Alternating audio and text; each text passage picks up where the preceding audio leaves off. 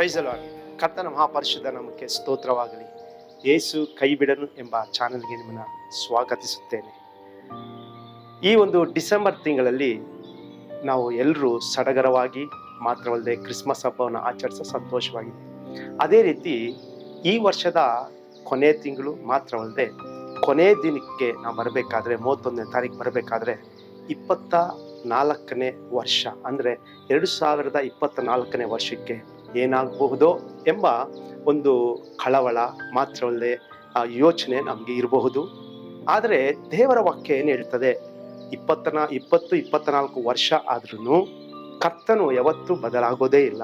ತನ್ನ ಮಕ್ಕಳ ವಿಷಯದಲ್ಲಿ ಅವರು ನಂಬಿಗಸ್ತರಾಗೇ ಇರ್ತಾರೆ. ಪ್ರಿಯರೇ, ನೀವು ಸಂತೋಷವಾಗಿರಿ. 2023ನೇ ವರ್ಷದಲ್ಲಿ ಕರ್ತನು ನಿಮ್ಮನ್ನು ಕಾಪಾಡಿ ಕಣ್ಮಣಿ ಅಂತ ನಡೆಸಿದಂಥ ದೇವರು 2024ರಲ್ಲಿಯೂ ಕಾಪಾಡ್ತಾರೆ. ಅದೇ ಈ ಡಿಸೆಂಬರ್ 31ನೇ ದಿನದಲ್ಲಿ ಮಾತನಾಡುವಂಥ ವಿಷಯ. ಅದಕ್ಕಾಗಿ ಆರಿಸಿಕೊಂಡಂಥ ವೇದ ಭಾಗ ಸತ್ಯವೇದದಲ್ಲಿ ಬರೆಯಲ್ಪಟ್ಟಿದೆ. 2 ಕೊರಿಂಥ 1ನೇ ಅಧ್ಯಾಯದಲ್ಲಿ 10ನೇ ವಚನ 11ನೇ ವಚನದ ಈ ರೀತಿಯಾಗಿ ಬರೆಯಲ್ಪಟ್ಟಿದೆ. ನಾನು ಓದ್ತೇನೆ, ಕೇಳಿಸ್ಕೊಳ್ಳಿ. ಆತನು ನಮ್ಮನ್ನು ಎಂಥ ಭಯಂಕರ ಮರಣದಿಂದ ತಪ್ಪಿಸಿದನು, ಮುಂದೆಯೂ ತಪ್ಪಿಸುವನು ಎಂಬ ವಾಗ್ದಾನ ಇವತ್ತು ಕರ್ತ ನಮಗೆ ಕೊಡ್ತಾ ಇದ್ದಾರೆ. ಅಂದರೆ ಮುಂದೆ ಬರುವಂಥ ವರ್ಷದಲ್ಲಾಗಲಿ ದೇವರು ನಮ್ಮನ್ನು ತಪ್ಪಿಸಿ ಕಾಪಾಡ್ತಾರೆ. ಅದು ದಿನಗಳಾಗಲಿ, ತಿಂಗಳುಗಳಾಗಲಿ, ವರ್ಷ ಆಗಲಿ, ಕರ್ತ ನಮ್ಮನ್ನು ತಪ್ಪಿಸಿ ಕಾಪಾಡ್ತಾರೆ. ಪೌಲನ ಪ್ರಯಾಣದಲ್ಲಿ ಇದೊಂದು ಸಂಭವಿಸಬೇಕಾದ್ರೆ ಪೌಲ ಏನು ಹೇಳ್ತಾರೆ ಅಂತೇಳಿ, ಮುಂದೆ ಬರುವಂಥ ಆಪತ್ತುಗಳಿಂದ ಕರ್ತನ ತಪ್ಪಿಸಿ ಕಾಪಾಡ್ತಾರೆ ಎಂಬುದಾಗಿ. ಅಂದರೆ ಇಲ್ಲಿ ಹೇಳ್ತಾ ಒಂದು ಭಯದ ವಾತಾವರಣ ಉಂಟಾಗಿದೆ. ಇವತ್ತು ಮನುಷ್ಯನ ಒಂದು ಜೀವನದಲ್ಲಿ ನೋಡಬೇಕಾದ್ರೆ ಆಕಾಶದ ಕೆಳಗಿರುವಂಥ ಪ್ರತಿಯೊಬ್ಬ ಮನುಷ್ಯನಿಗೆ ಭಯ ಅನ್ನೋದಿರ್ತದೆ. ಆ ಭಯದಿಂದ ದೇವರೇನು ಮಾಡ್ತಾರೆ, ನಮ್ಮನ್ನ ಮುಂದಿನ ವರ್ಷದಲ್ಲಿ ಕೂಡ ತಪ್ಪಿಸಿ ಕಾಪಾಡ್ತಾರೆ. ಅದು ನಿಮ್ಗೊಂದು ವಾಗ್ದಾನ, ಮುಂದೆಯೂ ತಪ್ಪಿಸಿ ನಿಮ್ಮನ್ನ ಕಾಪಾಡ್ತಾರೆ. ಭಯ ಪಡಬೇಡಿ. ಈ ವರ್ಷ ಕೊನೆ ದಿನ ಆದರೆ ನೀವು ಜನವರಿ 1ನೇ ತಾರೀಕಿಂದ ನೋಡಬೇಕಾದ್ರೆ ಈ ಲೋಕದಲ್ಲಿ ಸಂಭವಿಸುವಂಥ ಆಪತ್ತುಗಳು ಇವೆಲ್ಲ ಇದ್ರೂ ಕರ್ತನನ್ನ ಸೇವಿಸುವಂಥ, ಕರ್ತನನ್ನ ಪ್ರೀತಿಸುವಂಥ ತನ್ನ ಮಕ್ಕಳಿಗೆ ಅವರು ಎಲ್ಲ ಭಯದಿಂದ ತಪ್ಪಿಸಿ ಮುಂದೆಯೂ ನಿಮ್ಮನ್ನ ಕಾಪಾಡ್ತಾರೆ. ಬೇರೆ ಇಲ್ಲಿ ಭಯದ ವಾತಾವರಣ ಉಂಟಾಗಿದೆ. ಸತ್ಯವೇದದಲ್ಲಿ ಒಬ್ಬ ವ್ಯಕ್ತಿನ ನಾವು ನೋಡ್ಬೋದು. ಅವರು ಭಯದಿಂದ ತುಂಬಿದಂಥ ವ್ಯಕ್ತಿಯಾಗಿರ್ತಾರೆ. ಅವ್ರು ಯಾರಂತ ಹೇಳಿದ್ರೆ ಹಿಜ್ಕೀಯ ರಾಜ. ಅದರಲ್ಲಿ ವಾಕ್ಯದಲ್ಲಿ ಬರೆಯಲ್ಪಟ್ಟಿದೆ, ಯೆಶಾಯನು ಬರೆದ ಪ್ರವಾದನೆ ಗ್ರಂಥದಲ್ಲಿ 36ನೇ ಅಧ್ಯಾಯ ಮಾತ್ರವಲ್ಲದೆ 37ನೇ ಅಧ್ಯಾಯದಲ್ಲಿ ಈ ರೀತಿಯಾಗಿ ಬರೆಯಲ್ಪಟ್ಟಿದೆ. 37ನೇ ಅಧ್ಯಾಯ 2ನೇ ವಚನದಲ್ಲಿ, ಆಗ ಹಿಜ್ಕೀಯನು ಬಟ್ಟೆಗಳನ್ನು ಹರಿದುಕೊಂಡು ಗೋಣಿತಟ್ಟನ್ನು ಕಟ್ಟಿಕೊಂಡು ಯೆಹೋವನ ಆಲಯಕ್ಕೆ ಹೋದನು. ಯಾಕೆ ಹಿಜ್ಕೀಯ ಬಟ್ಟೆಗಳನ್ನ ಹರ್ಕೊಂಡ, ಯಾಕೆ ಗೋಣಿತಟ್ಟನ್ನು ಸುತ್ತಕೊಂಡ ಹಿಜ್ಕೀಯ ಅನ್ನೋದಾದ್ರೆ, ಇಲ್ಲಿ ಸತ್ಯವೇದದಲ್ಲಿ ನೋಡ್ಬೇಕಾದ್ರೆ ರಬ್ಬಾಕ್ಷೆಯ ನಿಂದನ ವಾಕ್ಯಗಳು ನೋಡಿ ಭಯ ಪಡ್ತಾ ಇದ್ದಾನೆ. ಈ ಭಯದಲ್ಲಿ ಮುಳುಗಿರುವಂತ ಈ ವ್ಯಕ್ತಿ ಆಲಯಕ್ಕೆ ಓಡೋಗ್ತಾನೆ. ಏನಂತ, ಅಯ್ಯೋ ನನಗೆ ಭಯ ಆಗ್ತಾ ಇದೆ ಎಂಬುದಾಗಿ. ಪ್ರಿಯರೇ, ಇಲ್ಲಿ ನಾವು ನೋಡ್ಬೇಕಾದ್ರೆ ನಿಂದನ ವಾಕ್ಯಗಳು, ಒಂದು ವೇಳೆ ನೀವು ನಿಮ್ಮ ಮಕ್ಕಳ ವಿಷಯದಲ್ಲಿ ಒಂದು ವೇಳೆ ಭಯ ಪಡ್ತಾ ಇರ್ಬೋದು, ಒಂದು ವೇಳೆ ಆರೋಗ್ಯದ ವಿಷಯದಲ್ಲಿ ನೀನು ಭಯ ಪಡ್ತಾ ಇರ್ಬೋದು, ಒಂದು ವೇಳೆ ಅಕ್ಕಪಕ್ಕದ ಮನೆಗಳ ಕುರಿತು ನೋಡಿ ಅಪ್ಪ ಇವ್ರು ಈ ರೀತಿಯಾಗಿದ್ದಾರೆ ಎಂಬುದಾಗಿ ಭಯ ಪಡ್ತಾ ಇರೋದು, ಒಂದು ವೇಳೆ ನಿನ್ನ ಭವಿಷ್ಯ, ಮುಂದಿನ ಭವಿಷ್ಯ ವರ್ಷದಲ್ಲಿ ನಾನು ಹಿಂಗಿರ್ತೀನೋ ಎಂಬುದಾಗಿ ನೀವು ಭಯ ಪಡ್ತಾ ಇರ್ಬೋದು. ಆದರೆ ಕರ್ತನು ಹಿಜ್ಕೀಯನಿಗೆ ಒಂದು ವಾಕ್ಯ ಕೊಡ್ತಾರೆ ದೇವ ಸೇವಕರ ಮುಖಾಂತರ. ಏನಂತ ಹೇಳಿದ್ರೆ, ಅವುಗಳಿಗೆ ನೀನು ಹೆದರಬೇಡ ಎಂಬುದಾಗಿ ಹೇಳ್ತಾರೆ. ಕರ್ತನಿಗೆ ಸ್ತೋತ್ರವಾಗಲಿ. ನೀನು ಯಾವುದಕ್ಕೂ ಭಯ ಪಡುವಂಥ ಅವಶ್ಯಕತೆ ಇಲ್ಲ. ಭಯ ತಂದಾಕೋದು ಸೈತಾನು ಭಯ ಎಲ್ಲ ವಿಷಯದಲ್ಲಿ ತಂದಾಕ್ಬಿಡ್ತಾನೆ. ನಿನ್ನ ಆರೋಗ್ಯ, ನಿನ್ನ ಮಕ್ಕಳ ವಿಷಯದಲ್ಲಿ, ನಿನ್ನ ವಿಷಯದಲ್ಲಿ, ನಿನ್ನ ಆರೋಗ್ಯದ ವಿಷಯದಲ್ಲಿ, ಮುಂದಿನ ಭವಿಷ್ಯದ ವಿಷಯದಲ್ಲಿ, ಮಕ್ಕಳು ಚೆನ್ನಾಗಿ ಓದ್ತಾರೋ ಇಲ್ವೋ, ಏನಾಗ್ತಾರೋ, ಮುಂದೆ ಹೆಂಗಿರ್ತದೋ ಎಂದ ಭಯಗಳನ್ನ ತಂದಾಕ್ಬೇಕಾದ್ರೆ ಅವನಿಗೆ ನೀನು ಹೇಳ್ಬೇಕಾಗಿರೋದಂತ ದೇವರಿಗೆ ಸ್ತೋತ್ರ. ಎಲ್ಲವನ್ನು ದೇವರು ಭಯನ ತೆಗೆದಾಕ್ತಾರೆ. ಸತ್ಯವೇದದಲ್ಲಿ ಎಷ್ಟೊಂದು ವಾಕ್ಯಗಳು, ವರ್ಷಕ್ಕೆ ಬೇಕಾದಂತ ವರ್ಷದ ಪೂರ್ತಿ ಒಂದೊಂದು ದಿನಕ್ಕೂ ದೇವರು ವಾಕ್ಯ ಬರೆಯಲ್ಪಟ್ಟಿದೆ. ಭಯ ಪಡಬೇಡ, ಭಯ ಪಡಬೇಡ, ಭಯ ಪಡಬೇಡ ಎಂಬುದಾಗಿ. ಪ್ರಿಯರೇ, ಭಯ ಪಡಬೇಡಿ. ಕರ್ತನು ಪೌಲನನ್ನ ಕಾಪಾಡದ ಹಾಗೆ ನಿಮ್ಮನ್ನು ಕಾಪಾಡಿ ನಡೆಸ್ತಾರೆ. ಈ ವರ್ಷ ಕಳೆದೋಯ್ತಲ್ಲ, ಮುಂದಿನ ವರ್ಷ ನಮ್ಗೆ ಒಳ್ಳೇದೇ ಆಗ್ತದೆ.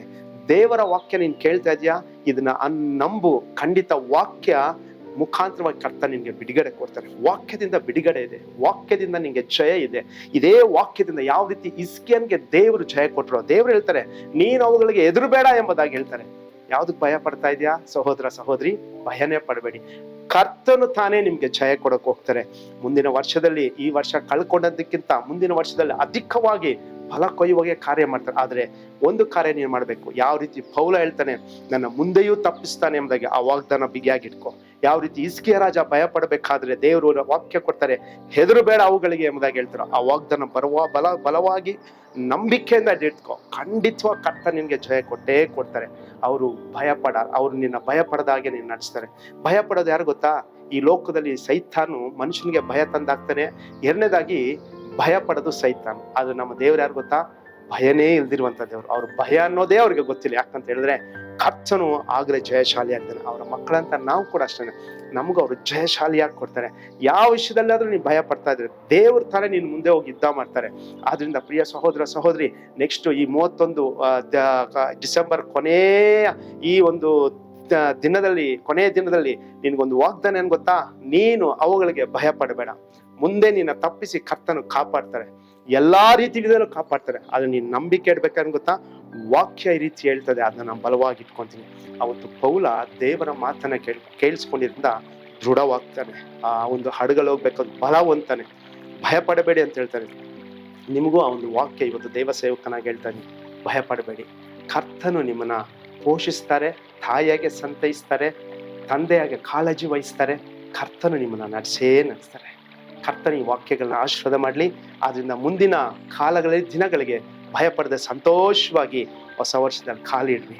ದೇವರು ತಾನೇ ನಿಮ್ಮ ಜೊತೆ ಇದ್ದು ಗಿದ್ಯೋನ ಸಂಗಡ ಇದ್ದು ನಡೆಸಿದಾಗೆ ನಿಮ್ಮನ್ನು ನಡೆಸ್ತಾರೆ. ಕರ್ತನು ತಾನೇ ನಿಮ್ಮನ್ನ, ನಿಮ್ಮ ಕುಟುಂಬಗಳನ್ನ ಆಶೀರ್ವಾದ ಮಾಡಲಿ. ಮರಿಬೇಡ್ರಿ, ಯೇಸು ನಿಮ್ಮನ್ನ ಕೈ ಬಿಡುವುದಿಲ್ಲ. ಕಣ್ಗಳು ಮುಚ್ಚಿ ನಾವು ಪ್ರಾರ್ಥನೆ ಮಾಡೋಣ. ನಮ್ಮನ್ನು ಬಹಳವಾಗಿ ಪ್ರೀತಿ ಮಾಡುವಂತ ನಮ್ಮ ಪರಲೋಕದ ತಂದೆ, ನಿಮ್ಮ ನಾಮಕ್ಕೆ ಸ್ತೋತ್ರ. ಈ ಸಂದೇಶ ಕೇಳಿದಂಥ ದೈವ ಮಕ್ಕಳು ಯಾರೇ ಆಗಿರಲಿ ಸ್ವಾಮಿ, ಅವರ ಕುಟುಂಬ, ಅವರ ಮಕ್ಕಳ ವಿದ್ಯಾಭ್ಯಾಸ, ಅವರ ಆರೋಗ್ಯದ ವಿಷಯ, ಅವರ ಜೀವನದ ವಿಷಯ ಯಾವುದೆಲ್ಲ ಅವ್ರು ಭಯ ಪಡ್ತಾ ಇದ್ರೆ ಸ್ವಾಮಿ, ಮುಂದೆಯೂ ನೀನು ತಪ್ಪಿಸಿ ಕಾಪಾಡುವಂತ ದೇವರು. ಆ ಎಲ್ಲ ಭಯದಿಂದ ಹಿಜ್ಕೀಯ ಭಯಪಟ್ಟು, ದೇವರೇ ನಾನೆಲ್ಲ ಕಳ್ಕೊಳ್ತಾ ಇದ್ದೀನಿ ಎಂಬ ಭಯದಲ್ಲಿರ್ಬೇಕಾದ್ರೆ ಹಿಜ್ಕೀಯನ್ಗೆ ಯಾವ ರೀತಿ ವಾಗ್ದಾನ ಮಾಡಿದ್ರಿ, ಅವುಗಳಿಗೆ ಹೆದರಬೇಡ ಎಂಬುದಾಗಿ ದೇವರೇ, ಮಕ್ಕಳು ಯಾವುದಕ್ಕೆ ಭಯ ಪಡ್ತಾರೋ ಅವ್ರಿಗೊಂದು ವಾಗ್ದಾನ, ಅವುಗಳಿಗೆ ಭಯ ಪಡಬೇಡಿ ಎಂಬುದಾಗಿ ಕೊಟ್ಟಿದ್ದೆ ಸ್ವಾಮಿ. ಅವರು ಭಯ ಇಲ್ಲದವ್ರಿಗೆ ಧೈರ್ಯವಾಗಿ ಕರ್ತನ ದೇವರೇ, ಹೌದಪ್ಪ, ಮುಂದೆ ಹೋಗುವಾಗ ನೀನು ಕೃಪೆ ಕೊಡು. ಮಕ್ಕಳಿಗೆ ಮುಚ್ಚಲ್ಪಟ್ಟಂತ ಬಾಗಿಲುಗಳು ತೆರೆಯಲ್ಪಡ್ಲಿ ಎಂಬ ನಾನು ಪ್ರಾರ್ಥಿಸ್ತೇನೆ. ಬಲಪಡಿಸಿ ನೀನು ನಡೆಸಬೇಕಾಗಿ ನಾನು ಬೇಡಿಕೊಳ್ತಾನೆ. ದೇವರಾತ್ಮನೇ ನಿಮ್ಮ ಹಸ್ತಕ್ಕೆ ಒಪ್ಪಿಸಿಕೊಡ್ತಾನೆ. ಅವರು ಧೈರ್ಯದಿಂದ ನಡೆಯುವಾಗೆ ನಿನ್ನ ಮಕ್ಕಳು ಕರ್ತನ ಧೈರ್ಯದಿಂದ ಯಾವಾಗಲೂ ಇಸ್ರಾಯೇಲ್ರು ಯಾವ ರೀತಿ ಹೋದ್ರು ಸ್ವಾಮಿ ನಡ್ಕೊಂಡು ಆ ರೀತಿ ಹೋಗುವಾಗೆ ನೀನು ಕಾರ್ಯ ಮಾಡು. ಮಕ್ಕಳೊಟ್ಟಿಗೆ ಇದ್ದು ನೀನು ನಡೆಸು. ಯೇಸು ಕ್ರಿಸ್ತನ ಹೆಸರಿನಲ್ಲಿ ಬೇಡುತ್ತವೆ ನಮ್ಮ ತಂದೆಯೇ, ಆಮೆನ್. ಭಯ ಪಡಬೇಡಿ, ಯೇಸು ನಿಮ್ಮನ್ನ ಕೈ ಬಿಡುವುದಿಲ್ಲ.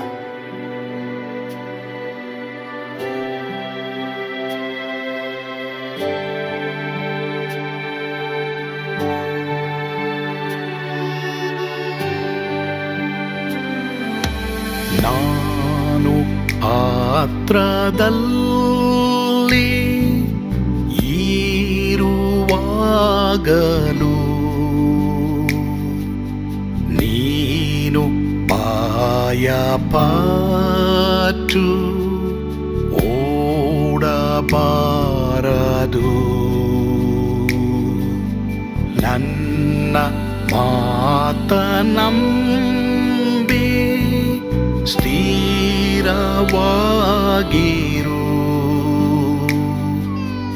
ನಿನ್ನ ಬಿಡಲಾರೆ, ಬಿಡೆನು ಎಂದೆಂದಿಗೂ.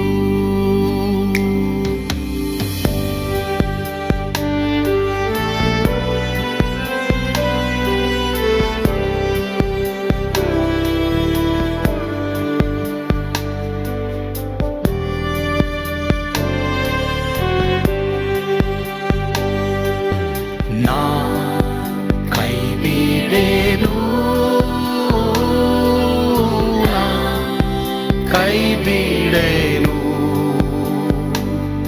ಆ ಮಾತು ಹೇಳಿದನಲ್ಲ,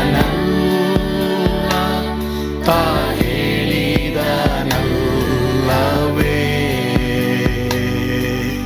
ನಾ ಕೈ ಬಿಡೆನು, ನಾ ಕೈ ಬಿಡೆನು, ಆ ಮಾತು ಹೇಳಿದ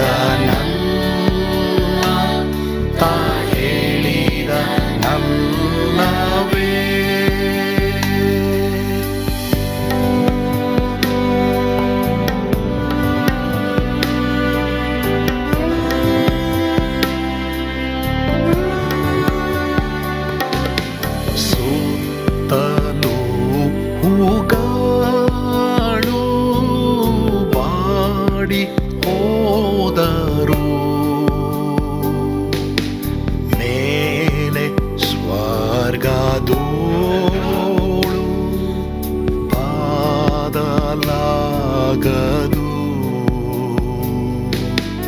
ಅಲ್ಲಿಂದೇಸು ಸ್ವಾಮಿ ಬಾರುವಾತನು,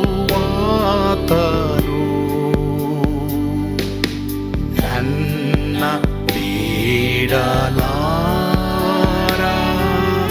ನನ್ನನ್ನು ಕೈ ಬಿಡಲು. ನಾ ಕೈ ಬಿಡೆನು, ನಾ ಕೈ ಬಿಡೆನು. ಆ ಮಾತು ಹೇಳಿದನಲ್ಲ, ತಾ ಹೇಳಿದನಲ್ಲವೇ.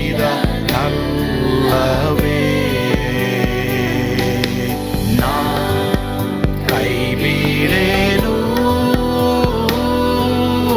ನಾ ಕೈ ಬಿಡೆನು. ಆ ಮಾತು ಹೇಳಿದನಲ್ಲ, ತಾ ಹೇಳಿದನಲ್ಲವೇ.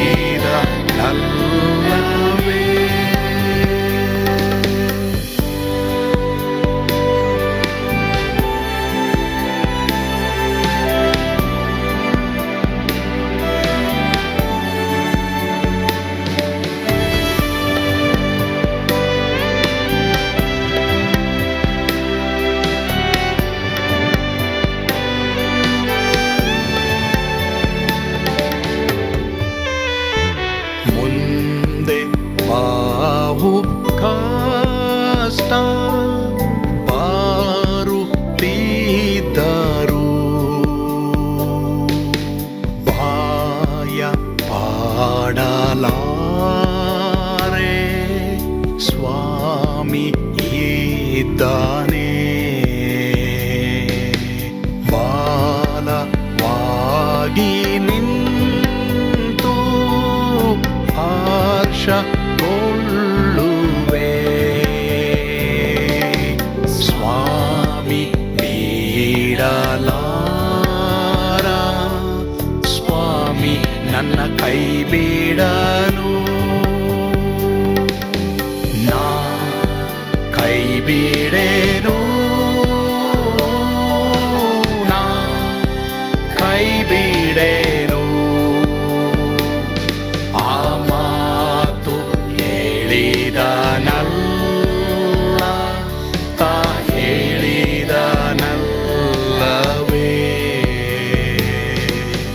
ನಾ ಕೈ ಬಿಡೆನು,